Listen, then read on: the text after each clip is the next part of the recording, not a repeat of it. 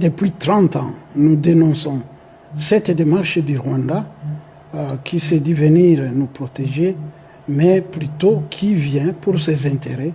Et ses intérêts sont connus. C'est venir et piller les ressources du Congo et surtout, nous les Banyamulenge, nous faire partir du Congo. Ce qu'ils ont fait à Uvira, c'est un plan qu'on a dénoncé depuis 30 ans, puisqu'ils nous l'avaient même annoncé en 1996, qu'ils veulent nous déporter, nous amener au Rwanda, et nous, on continue à résister jusqu'à aujourd'hui. Ce qui s'est passé à Uvira, ils sont partis avec une partie de notre communauté, mais il y en a d'autres qui ont refusé de partir. Le troisième message que nous avons à donner, c'est à toutes les communautés de ne pas céder à ces pressions du Rwanda pour que ces communautés se rentrent dedans et s'entretuent.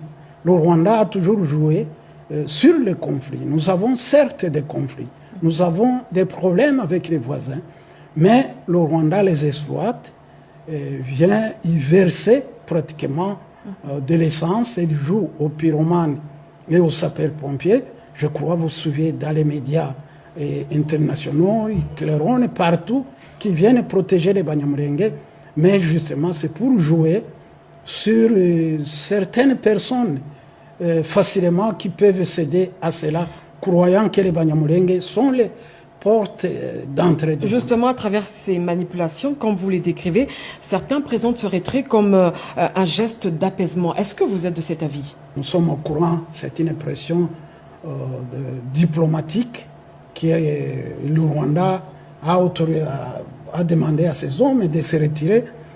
La bonne foi, le Rwanda ne peut pas avoir la bonne foi.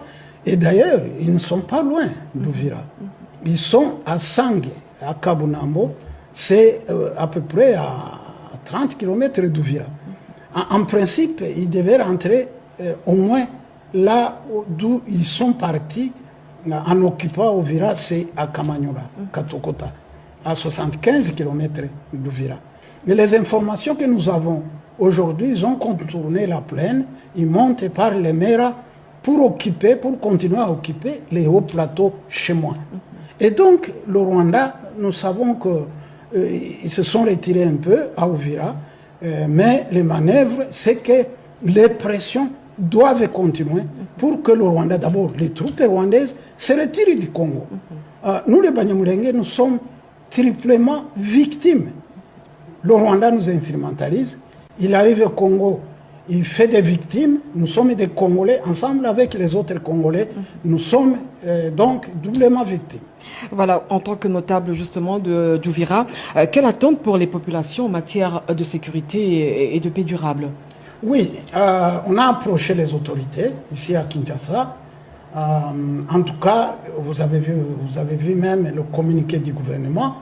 Ils ont mis en place un plan pour la sécurisation d'Uvira, puisque les jours où ils sont partis avec les membres de notre communauté, qu'ils ont obligé de partir avec eux, ça a pris du temps pour que les FARDC entrent, presque une journée.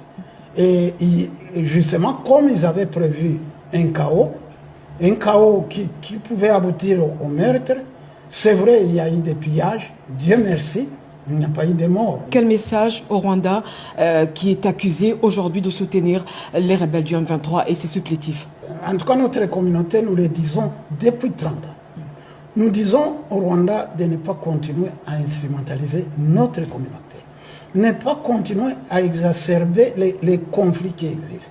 Le Rwanda vient pour détruire la cohésion avec les voisins. Merci Enoch Sebineza. Je rappelle